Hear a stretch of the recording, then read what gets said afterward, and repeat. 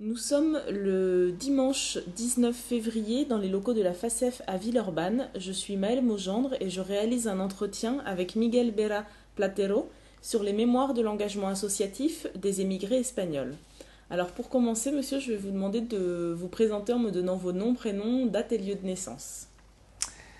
Je suis donc Miguel Vera Platero, date de naissance 11 juin 1937, né à Puerto Llano, Ciudad Real, Espagne.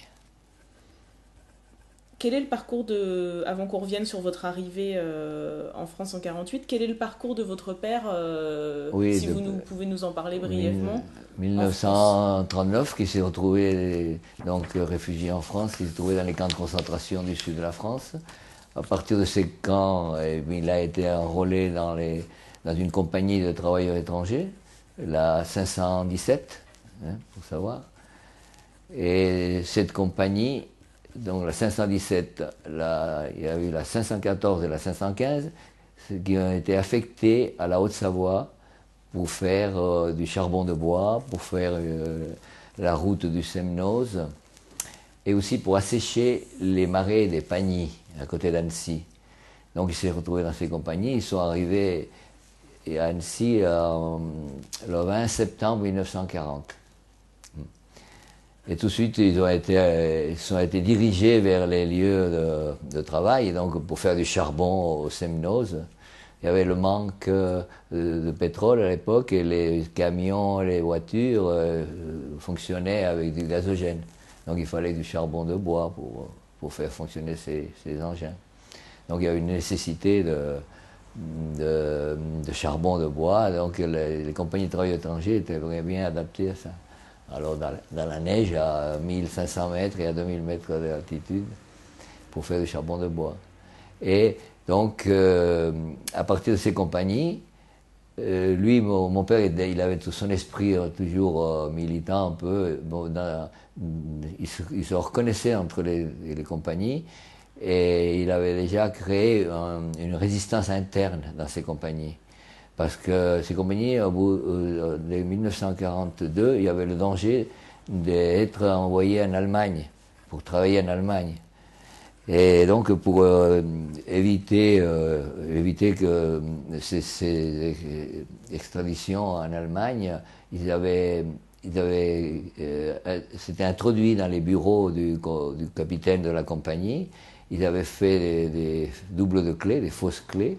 Ils pouvaient rentrer la nuit dans les bureaux et voir les ordres qui arrivaient de Vichy, où dans ce courrier, vous pouvez avoir les noms des Espagnols qui devaient être réquisitionnés pour être envoyés en Allemagne. Donc quand ça arrivait, ces personnes qui étaient sous le coup d'être ramassées pour être envoyées en Allemagne, eh bien, on pouvait les faire partir dans la journée, des véhicules qui ravitaillaient la compagnie, ou des relations extérieures qu'il y avait. Ils s'étaient très bien organisés déjà à l'intérieur de la compagnie.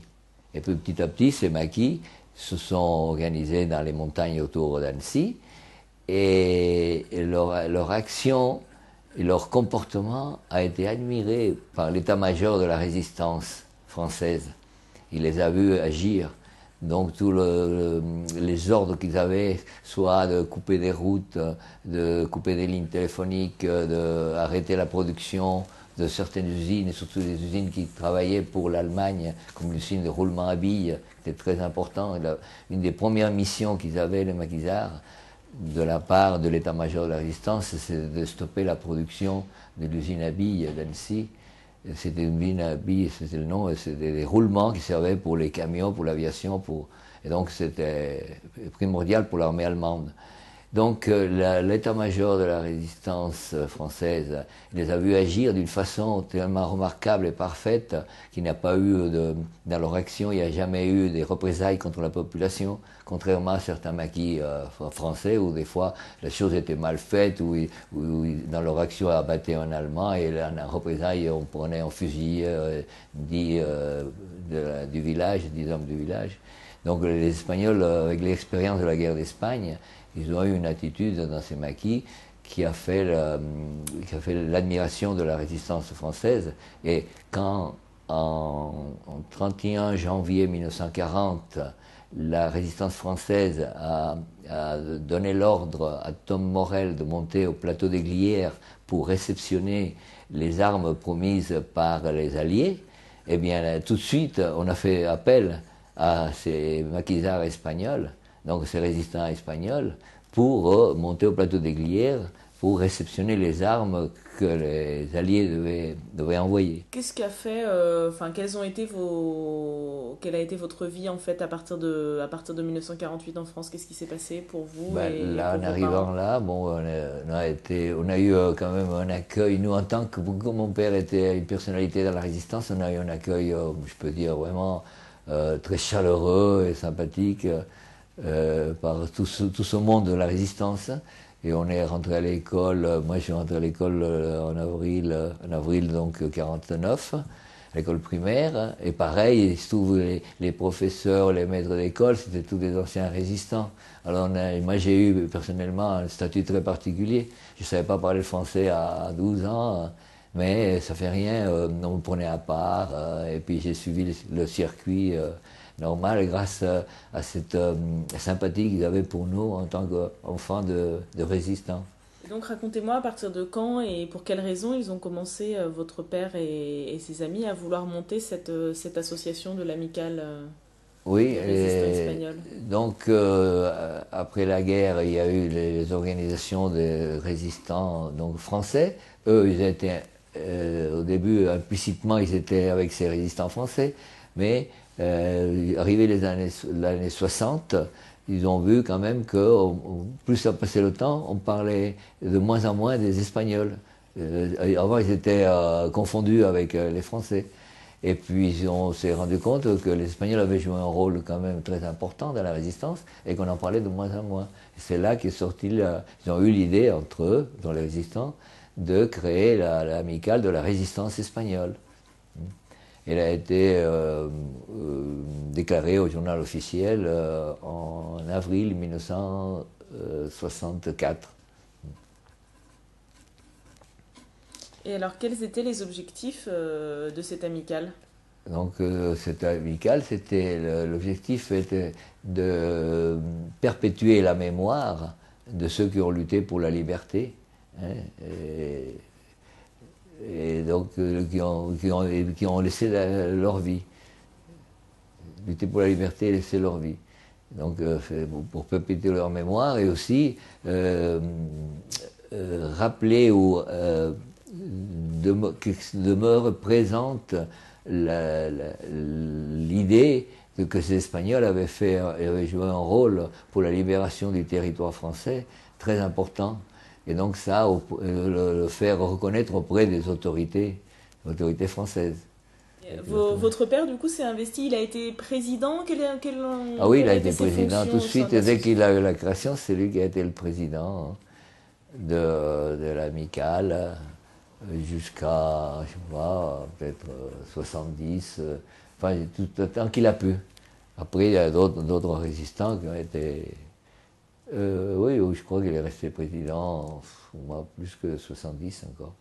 Après, le deuxième, lui, quand il ne pouvait plus réagir, c'est Caballero, José Caballero, qui a pris sa présidence.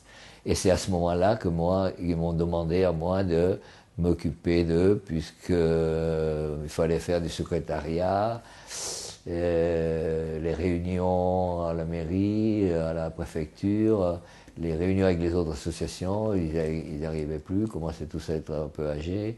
Ceux qui faisaient le secrétariat avant, ben, ils étaient décédés, ils ne pouvaient plus. Ils m'ont demandé de les aider. Mon père aussi m'a dit, avant de mourir, de m'occuper de l'association.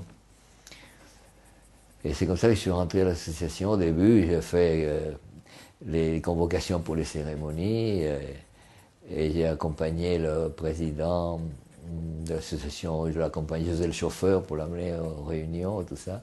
Et puis, petit à petit, il m'a donné de plus en plus de responsabilités, jusqu'au jour que le président, il a dit, bon, mais j'en peux plus, parmi les résistants, personne ne pouvait prendre la présidence et ils m'ont demandé d'être volontaire pour la présidence, quoi. Et comment aujourd'hui vous envisagez l'avenir de votre amicale?